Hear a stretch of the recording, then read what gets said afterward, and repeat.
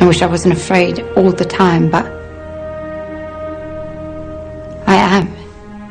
I know this world is screwed up, believe me, I know it better than most. Which is why I wanted to ask if there's anything I can do to help make it right.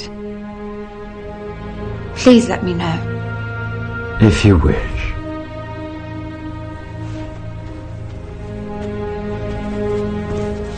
Fee Fairy, Anniversum, Fifus Fisi. By the power of truth, I, while living, have conquered the universe. Personal motto? From Faust. That's about trying to cheat the devil, isn't it? It is. And speaking of the devil, I was wondering if your offer to help was still standing. Of course. It appears that unforeseen circumstances have accelerated my original plan. As a result, I'm in need of someone with some theatrical skill. I'll do my best. I believe you will.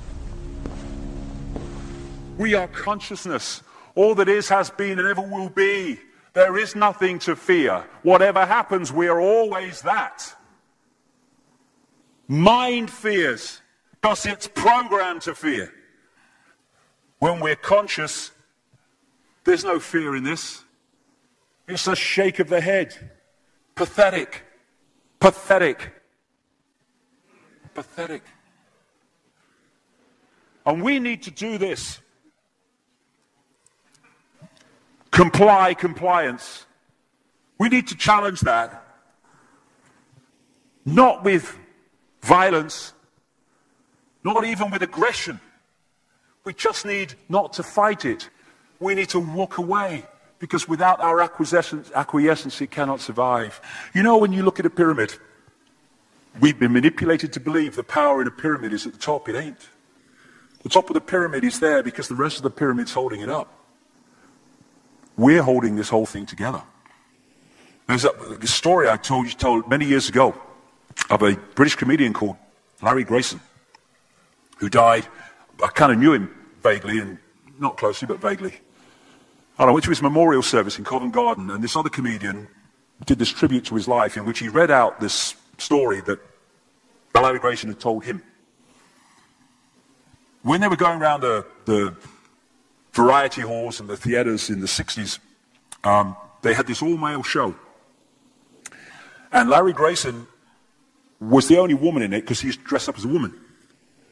And he said that the end of the show, the last scene, all the sailors, all the men came on dressed as sailors, and they were singing Rule Britannia. You know, Rule Britannia, Britannia rules the waves. Oh, I'm very pleased for you. Okay?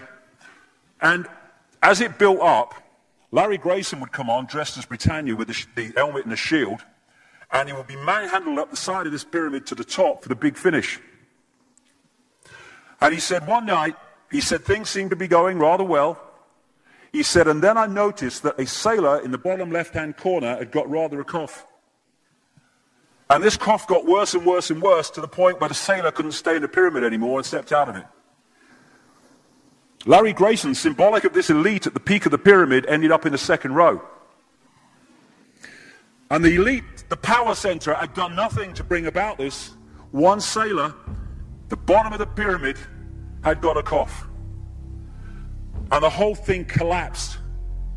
And I listened to that and I thought, my God, yes, that's it. We, the powerless people, are holding the powerful people up there, and they know that.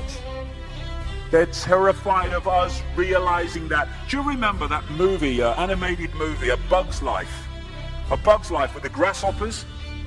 And what happened was there was these ants, an ant island as they called it, and these grasshoppers used to come every year and take all the food, and the ants had to spend a whole year gathering the food together for the grasshoppers because they were terrified of the grasshoppers. And there weren't many of these grasshoppers, and one day they're in their winter quarters in a tree, these grasshoppers, and they've got all the food they need, and someone suggested among the rank and file grasshoppers that they didn't need to go to Ant Island this year because they had all the food they needed.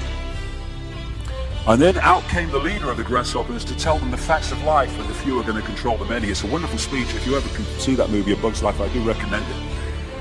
And he said, basically, They outnumber us 100 to 1. And if ever they figure that out, there goes our way of life.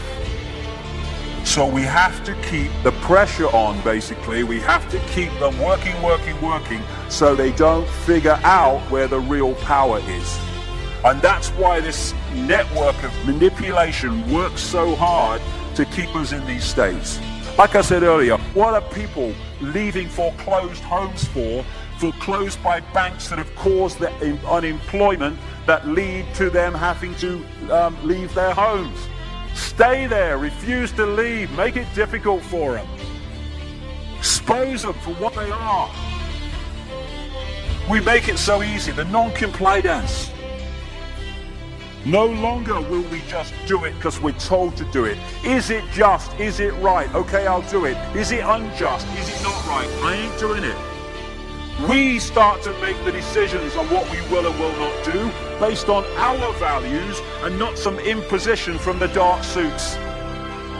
These people are gonna give me, grant me, or grant me not my freedom. I'm all that is. You can't grant me freedom. No one can grant me freedom. I am freedom. It's what I am.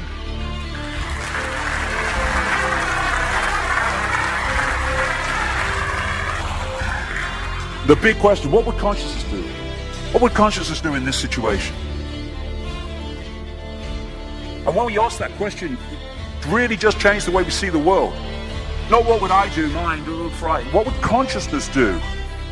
You know, this is a great line. If it's not right, don't do it. If it's not true, don't say it. And what would transform this world overnight is if we started doing what we knew to be right in the situations we face, instead of what we think is right for us in the moment. Not what are the consequences for me, or what's the best thing for me, how do I get the best deal out of this? What is right? What is just in this situation? If we started making decisions based on that, the world would transform overnight. These are very simple things. If we want a world of peace, then we need to be peaceful. We don't need to fight for it. We just need to be peaceful, and we'll bring that about. If we want a world of kindness, we need to be kind, and then it will naturally unfold. We don't fight for kindness.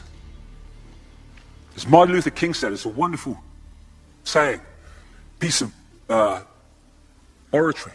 Cowardice asks the question, is it safe? Expediency asks the question, is it politic? Vanity asks the question, is it popular? But consciousness asks the question, is it right? And there comes a time when one must take a position that is neither safe, nor politic, nor popular, but one must take it because it is right.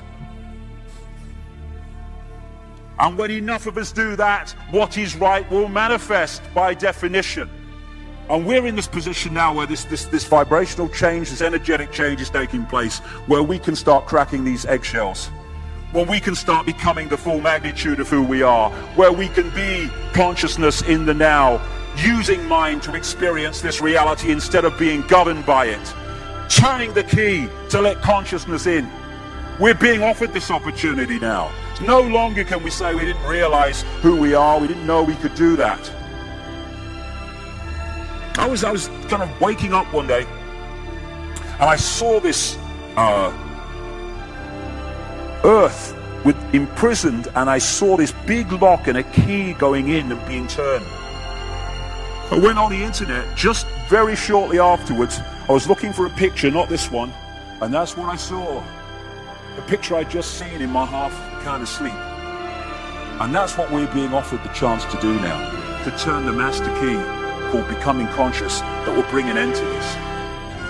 It's being given to us, we just need to take it. And to take it, we need to say enough. Enough of being enslaved by these people, enough of being enslaved by our manipulated ignorance, enough of being enslaved by the fear of being who we are.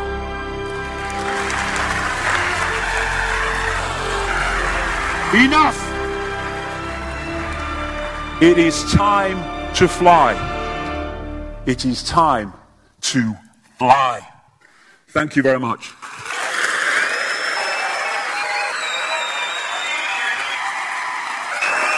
Thank you. Thank you very much. Thank you. Thank you. Thank you.